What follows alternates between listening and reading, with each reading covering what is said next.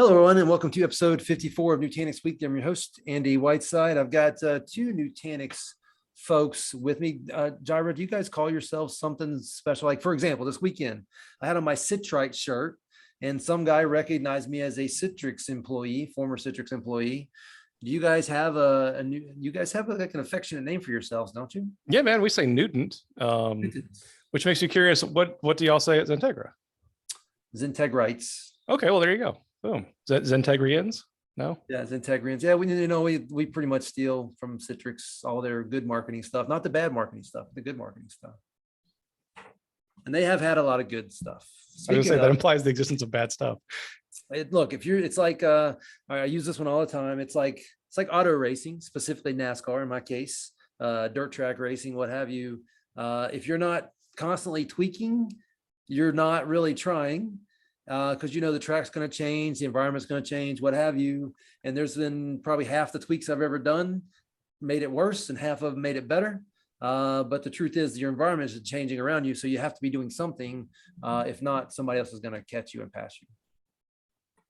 I've just realized that we don't do enough joint events together around dirt track. We need to fix that. Oh man, I would love it. That'd be fun. I love sliding sideways. It's been a long time though, really. Well, okay, so that was the voice of Jirah Cox. Jirah is our subject matter expert on all things Nutanix. If I ever get in a world where I'm talking to someone Nutanix and I'm trying to validate myself, I talk about the podcast Jirah does with me, and they say, "Oh, no, you must be somebody." Then I just associate with Jirah. You should talk to people that are less easily impressed. But oh man, they're pretty impressed. Also, you guys heard Ben Rogers. If you've listened to any of our other podcasts, the Citrix one, Ben used to be a sales engineer over there. Now he's over at Nutanix. Ben's a former customer. Used him as a reference the other day with a joint account that we're both working on now. And, I think Ben saw the vision of delivered compute in a low compute fashion. In other words, server hosted desktops at some point starts to bleed into VDI. The world of hyperconverged and Nutanix shows up there. But that's Ben Rogers, former Citrix guy, former customer, now Nutanix. What'd you call it? What was your affectionate name for yourself? we're Newtons. Newtons. I haven't quite reached the level of Newton yet. I'm called a newbie. So I think until you complete your first year here, you're a newbie, and then after that, you can assume the name of Newton. With the acronym FNG, right? There you go. Yeah, I'm a friendly new guy. Friendly. I would like to think, and I don't know, Jirah might agree or disagree with this. I would like to think I've shortened the learning curve a little bit. It's just what's been interesting coming from Citrix to Nutanix is Citrix had a wide portfolio that, man, as a sales engineer, you had to know a little bit of the whole portfolio from end to end. Nutanix is similar. You have the core product, which is the HCI product, but that product can spider out and do so many things. So learning the core has been one thing, but learning the 5,000 things the core can do, like we're going to talk about today, has been the other. So, Andy, I'm glad to be on another podcast with you. Excited to be hanging out with you guys today. Ready to learn a bunch. And thank you for allowing me to continue my journey with you guys. So, we kind of told Ben coming into this, we wanted his feedback on what we do and have him chime in. It just so happens Harvey's not here today, so probably play a larger role for now until he continues to evolve. But I am going to go to Ben real quick and ask a question. Ben, do you remember the first time we talked about hyperconverge and what you thought about my ideas that that's where you should be heading at that moment and how things have changed? Yeah, I mean, I remember the conversation. What's really wild about my journey here at Nutanix so far is that, I was a 3-tier guy, and the economics of managing that infrastructure can be interesting according to how you purchase that 3-tier. It's not always just one purchase. So you have to work on when do the things depreciate out? When does it make sense? So, I never crossed the bridge of having to go HCI.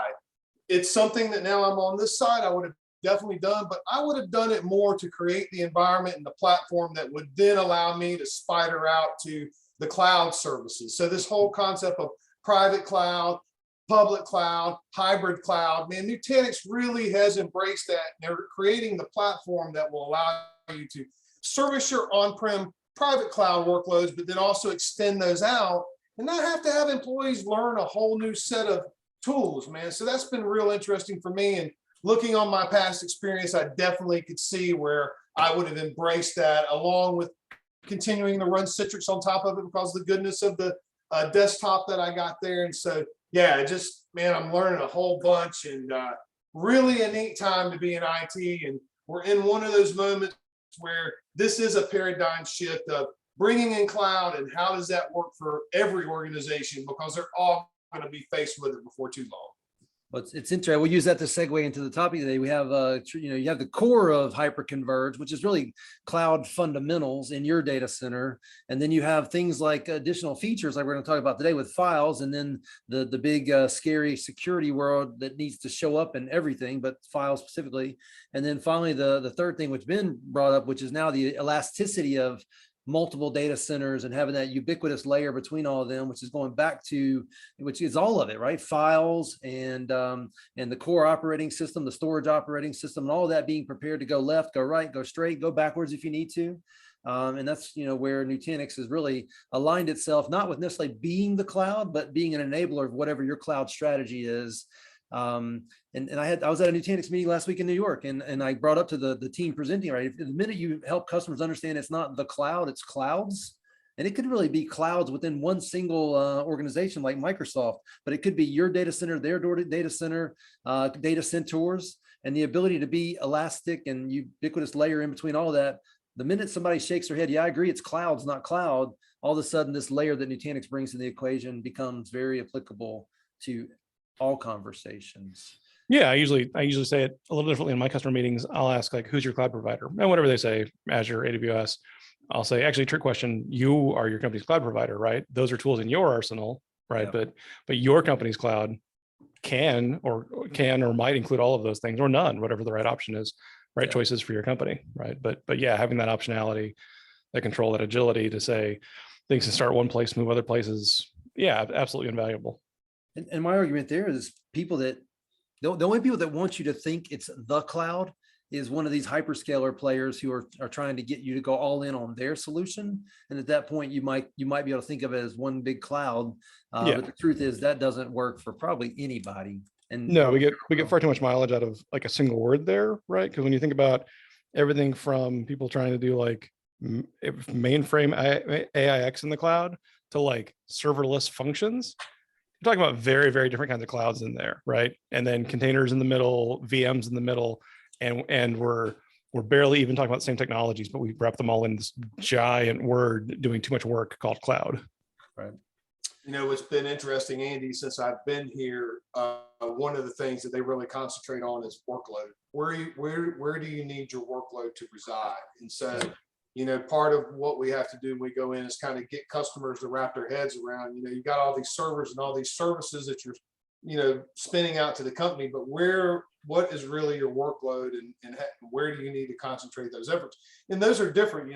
I was in commercial at Citrix. Now I'm over here at enterprise. One of the things that shocked me dealing in the enterprise space is a lot of enterprise has legacy, and they can't really, get rid of that legacy for different reasons. But they're looking at ways to get that legacy spent out of private on-prem to public. And so it's been interesting to see how Nutanix can help some of the larger customers that have these legacy apps that they can't unfold their business from. How do they preserve that and make that go forward? And for me, there's two ways to look at that. There's legacy apps that you're currently still using, and there's legacy apps that you can't retire for, archival reasons. And in both cases, you might approach them slightly different, but having again, that ubiquitous, and I'll probably say it way too many times in this podcast, having that layer that allows you to have high performance compute and storage oriented low performance compute is super valuable versus trying to buy that 3-tier thing that fits it all. All right, so the blog that we're looking at is Nutanix Files, episode 4.1, a security story. And we're going to have Jirah walk us through this, and Ben chime in as to why it mattered to him as a CIO along the way. Jirah, who's the author of this one? I can't pronounce it. Yeah, so Angelo Luciani runs our community programs. So that includes like the NTC program for field evangelists, as well as the community site here called .next, not to be confused with .next, the conference. And he jumps into the blog talking about unstructured data. I guess and that really means the database would be structured or legacy database would be structured. And now Yep. unstructured data would be files and even, tables and things that have, well, I guess not tables, but things that are just random data. How does that help me define unstructured data? Yeah, so commonly used for to describe things like file shares, right, on a NAS. So whether it's SMB, NFS, Windows file shares, Windows file servers, VMs, physical, unstructured data, basically meaning that it's like non-database, non-big data. There's not a schema that describes it. It's the structure is whatever users feel like on that day, right? Users can go create folder hierarchies, right, and that becomes the de facto organization, if you will, of the data. So in 1999, I was the Wintel systems admin for a company located here in the Charlotte area. We had 54 gigs of user data files, group shares and things like that. And my Unix administrator was after me all the time to get that under control. I wonder how much they have today. I would say, yeah, 54 gigs in 99. Yeah, it was like probably rivaling like the hard drive in my PC. Yeah. Yeah, that was crazy to think. We're probably using, 10, 20 times as many spindles and costing, I don't know, 100 times as much. Yeah. Well, and then for this conversation, it's really about securing, not necessarily managing and reducing that size. We go into some things. We got 3 bullets here. Jirah, you want to hit these bullets, and then we'll come back to Ben and ask him put on his CIO hat and tell us why that matters. Yeah, totally. So a couple of data points shared for like table setting in the article around, history and sort of growth of ransomware. Not going to surprise anybody listening to this, right? From 2015, which is like not quite dawn of ransomware, but early days of ransomware, through last year, 57x growth in ransomware, growing to a global $20 billion revenue stream, which is terrifying. A really even more terrifying one, right? Around even people that pay ransoms for ransomware, only 65% recover their data. And then perhaps let's keep escalating the terror here. The worst one, perhaps, average impact of a ransomware event can be 21 days of downtime, which is, that would be crippling to almost any company I can think of. Do you think that was a company that said, frick it, I'm not paying the ransom, or is that a company that just took that long to figure it out? I mean, geez, sometimes even the debate around which one are we going to be can take that long. Yeah. Yeah. So Ben, if you're a CIO again, what does this mean to you that these concerns? I mean, first of all, I have my normal ransomware conversation. Ransomware to me has really just been a result primarily of all this bad stuff existed. Now they had, cryptocurrency and ways to get paid. Ben, if you're the CIO today versus when you were 3-4 years ago, how much more scared are you? Were you scared then? Oh, I was definitely scared then. I mean, in healthcare, this was hitting healthcare, before I made the transition over to being a sales engineer. These numbers are real. And, this bottom statistic that Jirah introduced with the 21 days of downtime, he's absolutely right. I mean, for where I was at in healthcare, that would have destroyed the business. They couldn't have been down 21 days. I mean, you're talking, neurosurgery stuff. So that it's an emergency world. The other thing, we've seen clients in the past, and Andy, you and I have worked on, a couple of projects together on this, where ransomware not only wiped out their production environment, but it went ahead and wiped out the backup environment where there was nothing left and the client had to start from zero, from scratch. Right. And so these are all real world scenarios, and what keeps people up at night. And so I'm glad to see that our company is addressing some of this and bringing some real world solutions to this, because these statistics are not made up. They're real and they're staggering and they're growing. I mean, this is not going away. The bad guys are getting smarter, and the good guys they always seem to me to be in reactive mode and trying to flip the script, and being proactive, which is what some of these tools are going to do, is a great thing. So, man, I applaud. But yeah, it scared me then, scares me now. How you handle it, man, make sure you got your backups going, and some of these techniques that Jirah's going to talk about built into our systems. And it highlights here in the very next statement that this is all targeted at unstructured data, where those bad guys can get their hooks in and wait for the right moment to be called upon, execute. Yeah, now let's talk about I do have a comment on the unstructured data. Unstructured data, people think about shares and stuff like that, but there are some database systems that use image files. And if that application was written before the days of Blob and some of this object storage that's out now, you could have a database engine that is pointing to flat files. We called it flat file back in the day, not unstructured data. But that was a worry for me because I was like, okay, you have these images that are being produced by the database engine, but they're not necessarily stored in the database engine or the storage that's doing the database engine.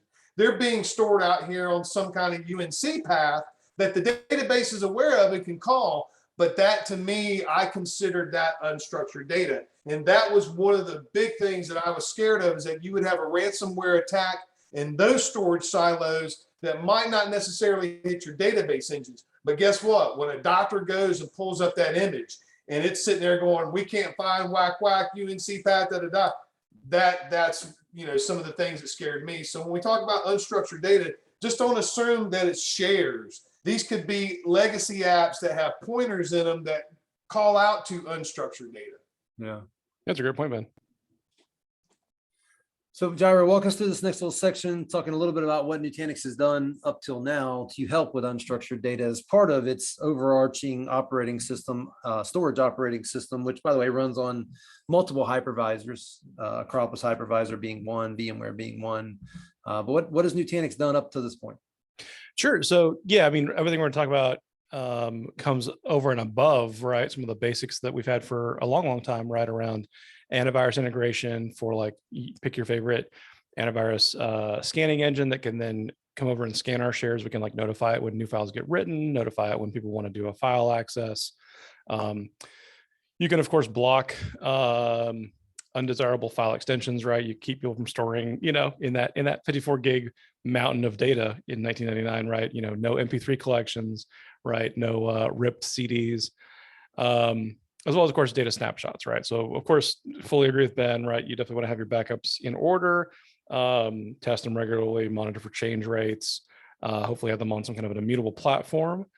But we also ideally want to help you never need them either, right? If we can recover from a snapshot on the primary storage, that's going to be faster than having to haul that back from a backup tier as well. So snapshots also are in play. These are all just things that files, I think, either launched with or got very, very quickly after. Last year, we also launched Data Lens, right, which does cloud-based analytics of the data itself, looking for things like ransomware signatures, primarily for that launch, file extension based, which is, we'll talk about, is definitely something. It might be slightly imperfect or not all encompassing, right? We'll get into more advanced detection we've got now. But yeah, ransomware detection powered by Data Lens in the cloud, looking at file extensions to help identify things more quickly so that we can alert on them and you can react to them faster. Now, is that you jumping into the 4.1 behavior of Data Lens? Or we sure can, yeah. Yeah, okay, let's do yeah, that. so with 4.1 recent files update, this lets us then now also do even deeper analysis, so we can actually look into the data streams themselves and detect, hey, this file, even if the extension is not changed, actually has changed, and now it is exhibiting indicators that probably indicate ransomware, right? So you can alert on that even when the file extension itself doesn't change, as well as some behavior analysis, right? Around, hey, this is the wrong time of day for this many files to be getting touched. This is the wrong, perhaps unusual user activity, right, for this account to be touching.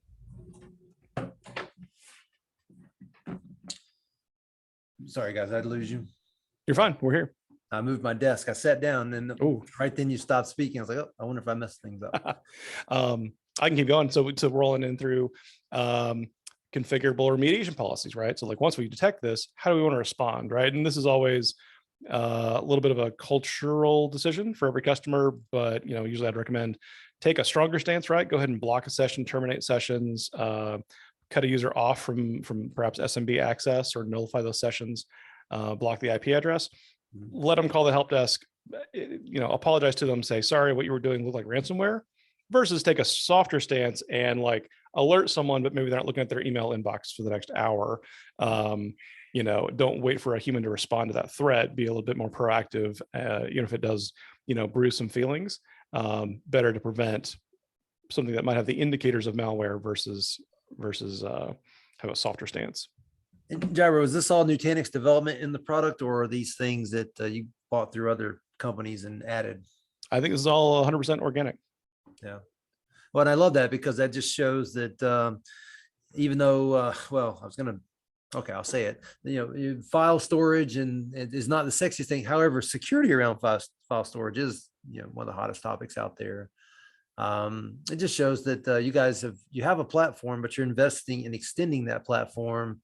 That again goes back to cloud use cases, hybrid cloud use cases, private data centers, semi-private data centers. The same feature set's going to work no matter where you're landing. I think, Yeah, 100%, right? It's part of the enhanced value of the platform, right? Not trying to be a single, one trick pony around like just desktops or just, minimally viable file shares, but like, what do we really need to run this for a rich enterprise, right? With security controls that respond to real world situations. Yeah. Ben, you were going to comment? yeah, I mean, one of the things that I think that's so crucial about this article is one of the first things it says is that some of these exploits are getting past firewalls and some of the first layer defenses. So, somebody gets an email and it gets through the email server. I mean, our users might not be aware that these things are happening. So having some of these additional remediation processes in the background, like, are we seeing 10,000 files being encrypted at midnight on a Friday night when nobody's in the office? That's something that, CIOs and IT directors are going to get a grip on because they might not have a lens on it. They might be enjoying their weekend or whatever. So again, when you read the article in totality, you'll realize that it's just a combination of multiple things that creates a secure environment. And this is just one cog in that wheel. I'm glad we're developing it because things do get past the firewalls. Things do get past, email security. And so having this safety net at the storage level is awesome. Totally.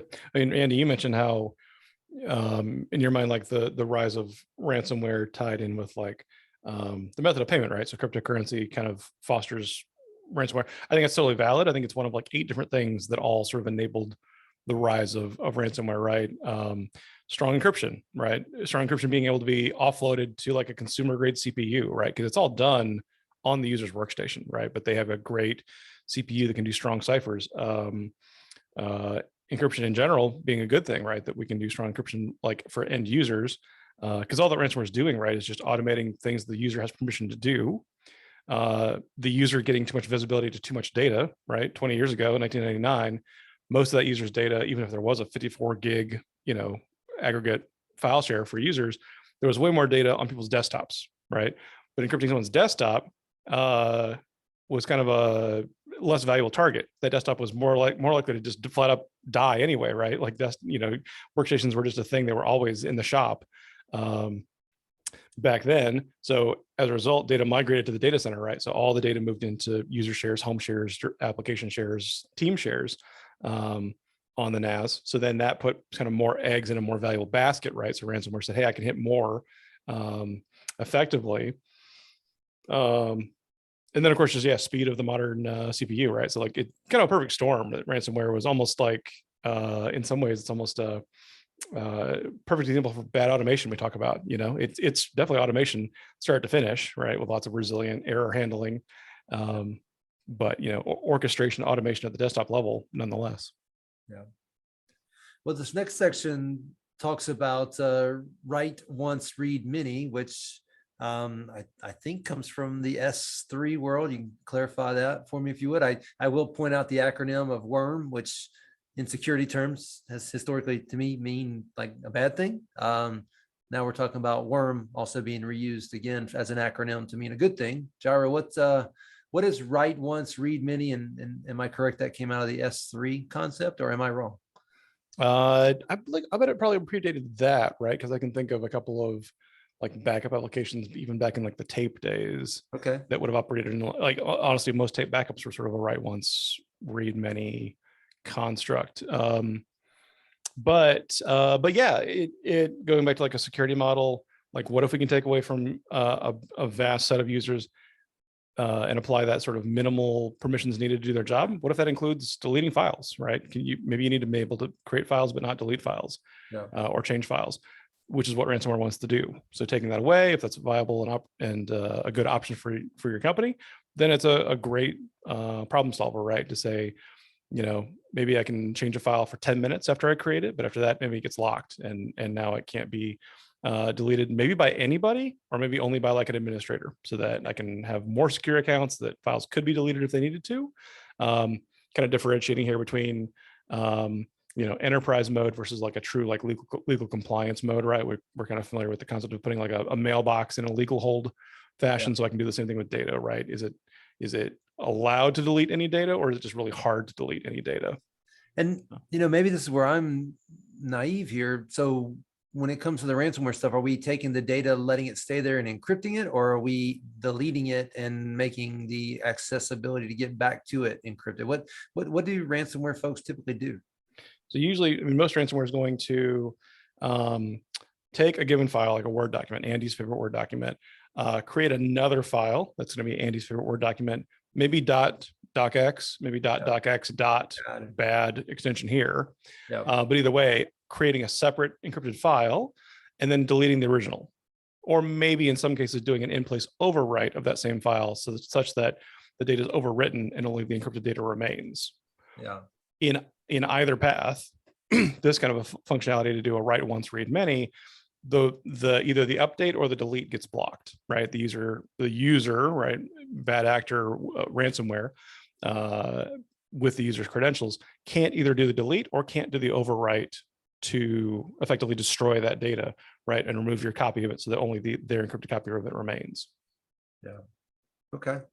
Ben, thoughts on this technique? Were you guys using this where you came from, or not necessarily this version? Obviously, Nutanix didn't have it at the time. You didn't have Nutanix, but were you accomplishing this any other way, or? And I guess tape backup would be one of the ways we've done this through the years. Yeah, I mean, backing up to disk is one way that we did it. We would we went from tape to disk, and then I think one comment I like to make about this particular part of the article was this idea of immutable backup. The backup not being able to be changed. I've seen a lot of customers as they go, we're going to do on-prem backups for so many days, or private cloud backups. Let me correct my verbiage here. Private cloud backups for so many days, but then we want to tier those backups off to cloud. And a lot of people want those backups when they're tiered off the cloud to be immutable, where they cannot be changed. And that's the start of a DRBCP scenario. So it's been interesting to me to come to this side of the fence and hear people go, when my backups go from private cloud to public cloud, we want them to be warm, staged, immutable, no changes done to them. And we want to make sure that no changes can be done to them. That's where this has come up a lot for me in my conversations with my customers today. Well, Ben, I like you went down further in the article and brought up immutable. I mean, this is just a smarter way to do immutable storage, right? Am I looking at that correctly? My opinion, yes. No, I'll let Jirah, he's the expert here. But yeah, if I was sitting in another CIO role where I was responsible for the operations, and more importantly, getting the operations back up with a fast RPO, fast RTO, this would be definitely something that I would be interested in. Or if I was going to make that break where now I'm going to take my healthcare data, which is HIPAA protected, and I need to ensure that, and put it in a public area, even though it's still my tenant and I should have access to it, I would want some kind of protection to ensure that that could not be changed once it broke that barrier. Yeah, in my mind, immutability and worm really has a lot of overlap on the Venn diagram, right? That ability to say this file set can't be touched, can't be changed until it ages out and hits some defined retention threshold, right? So yeah, 100%, just great label for same capability.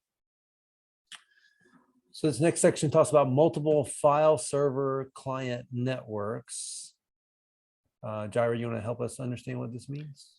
Totally. So some customers, let's say you're a service provider with a bunch of tenants that each have their own network that can't talk to one another. In the before times, right, on like files 4.0 and prior, you would have to deploy a different files cluster, right? Because Nutanix files is a cluster of virtual machines. you deploy a different cluster into each of those different networks for each of those different tenants, right? Which is totally fine, very valid, easy to size for. But one objection we would sometimes hear is like, well, that's a whole lot of compute, a lot of CPU, larger number of virtual machines given, right? If I have a small tenant, I still have to deploy like 3 of these virtual machines to run the file services for that tenant. So this is more of a shared compute, but still network isolation approach to say I can run one cluster of file server VMs, one Nutanix files deployment that I can then give different legs on the network, right, into multiple tenant environments. And then even further restrict it to say that if I'm coming from network A, I can only see shares A, network B can only see shares B, and it's still a shared compute environment, right? It's I'm running one set of FSVMs, file server VMs, to run all of those different environments, but each tenant only sees their data. Yeah. No, it makes tons of sense. You would want this shared storage environment, but you would want to make sure people only saw what they had. It really helps you you had access to. They could only get to, not Right. saw, but get access to what they at the network layer, talk to what they have access to. which is the same as it was before, but now we're helping you run leaner as a service provider, right? Or get more bang for your buck out of the hardware you're going to run these VMs on, right? You leave more resources free to do other workloads. What was it called in the not Nutanix, the Novell world, where we hid shares, we could hide shares from people, and then Microsoft adopted that maybe 2012 timeframe. What was that called? Do you remember? Access-based enumeration. Access-based enumeration. There you go, man. Like it's yeah, because I remember I've worked in places where that like wasn't turned on, and you could see 500 directories under the share, but you can only touch 2 of them, right? And when you tried to open any of the other ones, you got an error, right? And access-based enumeration, which we also support, it's not really a security feature; it's more of the obscurity feature, right? Says if I can only open 2 of them, only show me those 2, not show me the 500. Yeah. Well, and then at this point, I mean, real security, especially if you ask the network guys, and they're not wrong in this case, starts at the network level. If you can't get there, then you have secured it. Yeah, 100%. Okay. The last paragraph talks about those intent on unleashing malicious activities will continue to find strategies. We just got to keep blocking them where we can and think proactively about where they're going next. When somebody wants to do harm, they will find ways, but we need to turn off their basic ways they can get to us. Totally, right? I mean, defense in depth applies to literally everything here, right? From, if at all possible, rewrite your URLs, scan your incoming email, block your outbound DNS so that you can't even do lookups to get to, bad places. But then let's say the executable is running on one of your desktops, then if they can't get there at like the layer 3 level, that's a good step. If they can get there, but they can't enumerate, that's another good step.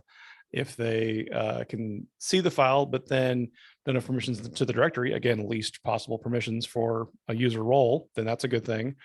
But then if they can still see and touch the file, well, then if it doesn't really need to be a file that allows updates, well, then worm as well. So we've got a whole bunch of layers in that threat model. Yeah. Well, I think Ben hit on this a minute ago or in the beginning that it's lots of different approaches all coming together to form a solution.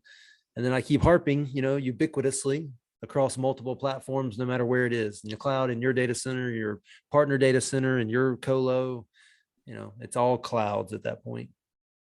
It's funny, Andy, I'll jump on a funny bandwagon here with you as we kind of get to the end of this. One of the things I get asked all the time coming to Nutanix is, oh, I thought HCI was dead, or I thought you guys were a storage company. A lot of customers think of us as a storage company or HCI. What I look at them is, man, HCI might be dead, storage might be dead, but what's more important than anything is data management. And that's really where some of these tools come into play is, we can run it on the platform, but the platform doesn't have to be physical. It can be virtual. It can be, in third-party data centers. We're looking at tools that will allow you to manage that data set and ensure that that data set is operational and restorable if needed in multiple fashions. I want to comment on one part of this article that we kind of glazed over is when I was in a managerial role and I was responsible for these things, I selected the NIST cybersecurity framework to model my framework around as far as, being able to remediate problems and how do I go and make sure the environment is healthy and stays healthy. And part of this article addresses that, man. And they are looking at how NIST does things and trying to make sure that we can accomplish those things. And that's, identify, protect, detect, respond, and recover. And if, organizations are looking to meet those goals, and that's what they've set out to do from an IT level and a business level, our products really fall into that because we're following those models and we're making sure that those models are being met in our product set. And so, man, I was pleased to see that when I read this today, that we had included a little bit of a blurb of, we can help you get to a NIST framework platform. And that's, man, that says a lot, and so I didn't want to glaze over that. Another question I have, we sell our base product.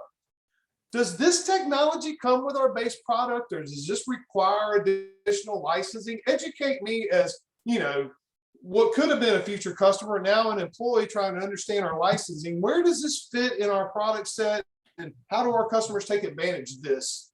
So Ben, real quick before you go there, though, the fact that, you have a NIST standard that you go by, that's important. I hope most companies have something that is their target, to go by. The fact that you brought up, oh crap, lost my thought here. The people think hyperconverge is dead. Hyperconverge is not dead. It is happening whether you know it or not, and it's obscured from you. That's the thing. I mean, it's such the status quo behind the scenes that you think you're getting something as a service, but it's really there. But if you're building out your own, or you're planning your own company's destiny, you better realize it's still there and not think that you don't need it, because it only enables those things you're going to do next, but you got to have it before you get there. Yeah. Oh, I totally agree. I mean, I'm sure there's a lot of hyperconvergence in some of these big data center, some of these big cloud providers. It's just, customers, they want to challenge you. And so when I come back to, yeah, we're a hyperconverged company, we're a storage company, we can do all those things, but more importantly, we're looking at data management and how can we make sure your data is available to you. And if something happens to it, how quickly can you get back? The RPO and RTO is always interesting conversations to have with IT leadership. Yeah. So Jirah, who gets it? Who owns it? Who owns Files 4.1 that we've been talking about the last hour? Yeah, if you're running a Nutanix cluster, virtually every cluster under the sun is licensed for its first TIB, which is like a terabyte, but it's base 2 versus base 10. But really close things. We were, engineers going to engineer. You can definitely try this out today on your cluster. When you click to deploy files in Prism, right, it's an automated procedure for you. It just asks you for like some IP addresses for what it can assign there. It'll actually pull down the latest files at that time. So you can just tell it deploy straight onto 4.1. Yeah.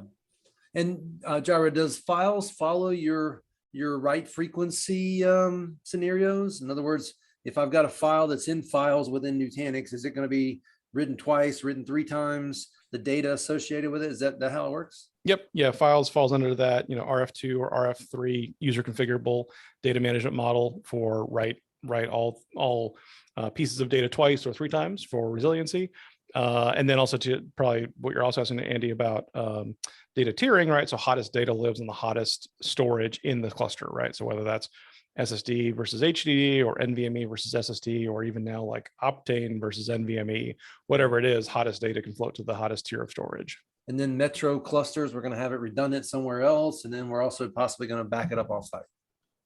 And we can replicate it. We can back it up. We can recover it. All of the above. Yeah.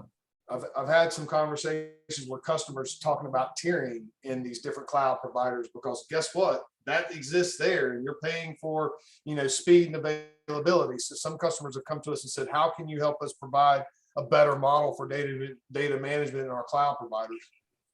Yeah. Yeah. I mean, you want to kind of control that destiny too. You don't just want to rely on whatever services they're offering, because then they control the narrative at that point.